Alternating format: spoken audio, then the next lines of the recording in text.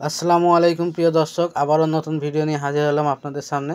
দেখেন টেবিল ফ্যানের সুইচগুলো একেবারে নষ্ট হয়ে গেছে এবং এই টেবিল ফ্যানটি যদি আমি একটু ঘুরিয়ে আপনাদের দেখাই তাহলে বুঝতে পারবেন। এই টেবিল ফ্যানের যে মোটরের অবস্থাটা দেখতে পাচ্ছেন, মোটরটাও নষ্ট হয়ে গেছে। তো এই ধরনের টেবিল ফ্যান যদি কারো বাসায় থাকে আর যদি মোটর নষ্ট হয়ে যায় বা সুইচ নষ্ট হয়ে যায়, নতুন মোটর কীভাবে আপনারা নিজেরাই বাসায় বসে সেট করবেন আমি এই ভিডিওতে দেখিয়ে দিব। A to Z দেখাবো নতুন মোটর কীভাবে ইনস্টল করবেন একটি টেবিল ফ্যানে। তো আপনারা ভিডিওটা কোনো রকম স্কিপ না করে শেষ পর্যন্ত দেখবেন, আশা করি অনেক কিছু শিখতে পারবেন, বিশেষ করে যারা নতুন টেকনিশিয়ান ভাই আছেন। তো ফ্যানের পাখা খুলে নিতে হবে আগে, এরপরে হচ্ছে এই ফ্যানের খাঁচার জামনাটটি খুলতে হবে, তারপর খাঁচাটি খুলতে হবে।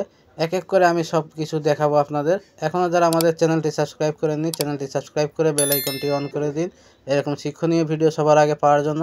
আর যারা আগে থেকে সাবস্ক্রাইব করে রেখেছেন তাদেরকে অসংখ্য ধন্যবাদ। দেখতে পাচ্ছেন আমি কিন্তু খাঁচাগুলো খুলে নিয়েছি এবং এই যে মোটরের যে সামনের বেসটি থাকে এটিও খুলে নিতে হবে। তো স্টেপ বাই স্টেপ আমি দেখাবো, আপনারা শুধু ফলো করবেন এবং ভিডিওটা শেষ পর্যন্ত ওয়াচ করবেন, তাহলে অনেক কিছু শিখতে পারবেন। একটি টেবিল ফ্যানের মোটরে 4টি তার থাকে, একটি কমন, এবার 3টি হচ্ছে হাই লো মিডিয়াম। কোন তারটি কোথায় কানেকশন কীভাবে করবেন সব কিছু আমি A to Z দেখাবো, তাই ভিডিওটা কোনো রকম টানাছাড়া না করে শেষ পর্যন্ত দেখবেন। তো এখন আমি এই টেবিল ফ্যানের তলাটি খুলে নিচ্ছি। তলাটি অবশ্যই খুলতে হবে, কারণ এই টেবিল ফ্যানের কানেকশানগুলো এখানে সুইচের সাথে করা থাকে, আর টেবিল ফ্যানের এই তলাটি না খুলে সুইচের কানেকশানটি দেখা যাবে না। তো আমি টেবিল ফ্যানের তলাটি খুলে নিচ্ছি, আপনারা এই তলাটি খুলে নেবেন। খুলে নেওয়ার পরে দেখবেন এখানে সুইচ লাগানো আছে। তো এই টেবিল ফ্যানের সুইচটি নষ্ট হয়ে যাওয়ার কারণে এই সুইচটি এখানে থেকে খুলে আমি এখানে আবার নতুন সুইচ লাগিয়ে দেব। যাদের টেবিল ফ্যানের সুইচ ভালো আছে, শুধু মোটর নষ্ট হয়েছে, তাদের সুইচ খোলার প্রয়োজন নাই, শুধু কানেকশানটি কেটে বের করে দিবেন। এই সুইচটি সম্পূর্ণ জাম হয়ে গেছে, সুইচটি হাফ ডাউন করে না এবং অন অফ হয় না, সেজন্য এই সুইচটি চেঞ্জ করে এখানে নতুন সুইচ লাগাতে হবে।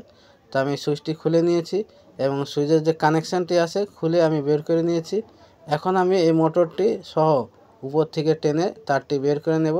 তো আমি দেখিয়ে দিচ্ছি, এখানে একটি স্ক্রু থাকে, এই স্ক্রুটি অবশ্যই লুজ দিয়ে দিবেন বা খুলে দিবেন। যে কোনো কাজ ধৈর্য সহকারে এবং সময় নিয়ে করবেন। দেখেন এই মোটরটি এভাবে টান দিলে কিন্তু এখন তার সহ বেরিয়ে চলে আসছে। তো আমি এই পুরনো মোটরটাকে আলাদা করে রেখে দিচ্ছি এবং পুরনো মোটর আর নতুন মোটর লাগানোর সময় একটু মডিফাই করতে হয়, সেটা আমি দেখিয়ে দেব আপনাদের। আমি এখন দেখিয়ে দিচ্ছি, দেখেন আমার হাতে একটি নতুন মোটর আছে। তো এই মোটরটি আমি বের করে আপনাদের বুঝিয়ে দিচ্ছি যে এর কী মডিফাই করতে হয়।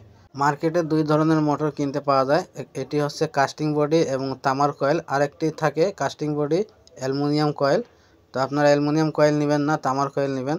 এই দেখেন পুরনো যে মোটর ছিল সেই মোটরের ডান্টাটা একটু লম্বা, তো আমি এই লম্বা ডান্টাটা খুলে এখানে লাগিয়ে দিব নতুন মোটরে এবং নতুন মোটরের ডান্টাটা খুলে আমি রেখে দিব। তো আপনারা এই জিনিসটা মডিফাই করে নেবেন, আগে দেখবেন মিলিয়ে, যদি এই ডান্টাটা যদি ভালোভাবে থাকে এবং সেম জিনিস থাকে, সেম মাপের থাকে, তাহলে খোলার দরকার নেই। আর যদি সেম না থাকে তাহলে একটাতে খুলে আরেকটা চেঞ্জ করে দিলে হবে এবং ভালো করে ডান্টাটা টাইট দিয়ে দিবেন। এরপরে এইভাবে বসিয়ে দিবেন মোটরটা উপর থেকে, বসিয়ে এই তারটা এইভাবে ভরে ভিতর থেকে টেনে নিতে হবে। আমি যেভাবে দেখিয়ে দিচ্ছি আপনারা ঠিক সেম ওইভাবে কাজ করবেন। এই তারটা উপর থেকে ঢুকাবেন, ঢুকিয়ে এইখান থেকে আপনারা এই স্ক্রুপটি টাইট দিয়ে দিবেন, তাহলে আর মোটরটি খুলে পড়ে যাওয়ার সম্ভাবনা থাকবে না।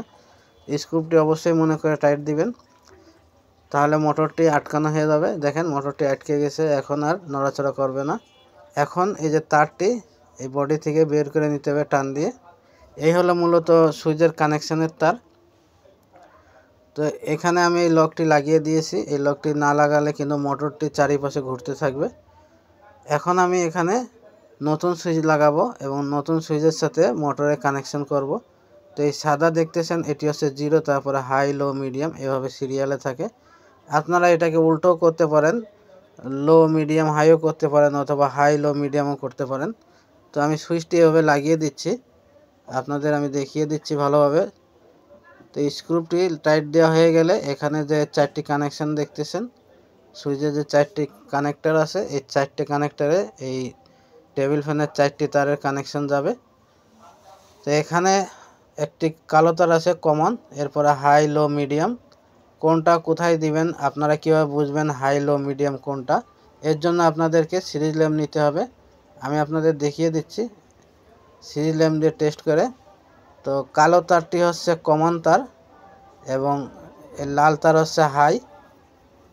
দেখেন বাল্বটি যেটা বেশি জ্বলবে সেটা হচ্ছে হাই, তারপরে যেটা একটু কম জ্বলবে সেটা হচ্ছে মিডিয়াম, তারপরে যেটা একেবারে কম জ্বলবে সেটা হচ্ছে লো।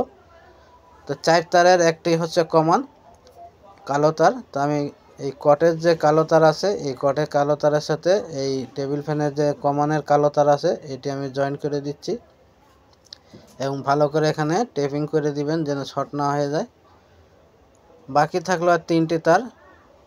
তো কটের যে আরেকটি তার আছে সাদা তার, এই সাদা তারটি আমি কিন্তু সুইচের সাদা পয়েন্টে লাগিয়ে দিচ্ছি। দেখেন এটি হচ্ছে কিন্তু কমন। তো এই সাদা সুইচ হচ্ছে অফ সুইচ, এটাকে আমি কটের আরেকটি তারের সাথে লাগিয়ে দিচ্ছি। এখন বাকি হচ্ছে 3টা, এই হাই লো মিডিয়াম। তো এখানে লাল তার হচ্ছে হাই এবং সাদা তার হচ্ছে মিডিয়াম আর ব্লু তার হচ্ছে লো। তো আমি এখানে লাল তারটি 3 নম্বর সুইচে লাগিয়ে দিব।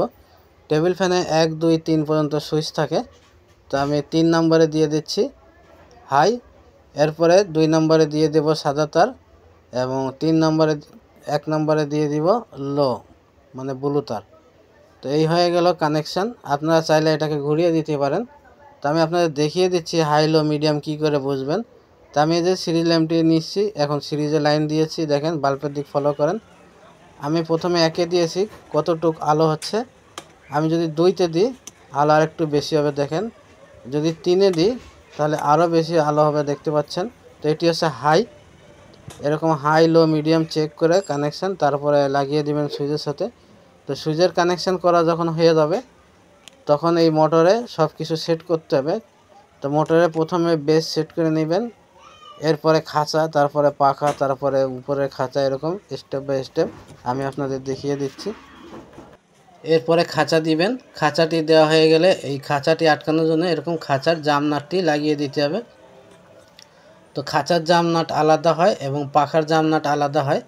এরপরে পাখাটি এইভাবে লাগিয়ে এই যে পাখার জাম নাটটি লাগিয়ে দেবেন। পাখার জাম নাটটি কিন্তু উল্টা প্যাচ, এটাকে বামে ঘোরালে টাইট হয়। এরপরে উপরের যে খাঁচাটি থাকে এই খাঁচা লাগানোর সময় অবশ্যই লেখাটা দেখে নেবেন যেন লেখাটা সোজা থাকে। ফ্যানের যে লেখাটাই থাকুক না কেন সোজা করে লাগিয়ে তারপরে খাঁচাটি লাগাবেন। এখন এই তলাটি আমি লাগিয়ে দিচ্ছি, যেহেতু তলার কানেকশানগুলো করা হয়ে গেছে এবং বডির খাঁচাটা কানেকশান করা হয়ে গেছে। ভিডিওটা প্রায় শেষের পর্যায়ে। এখন এর ব্যাক কভারটি লাগিয়ে দিতে হবে। তো আমি ব্যাক কভারটি লাগিয়ে দিচ্ছি।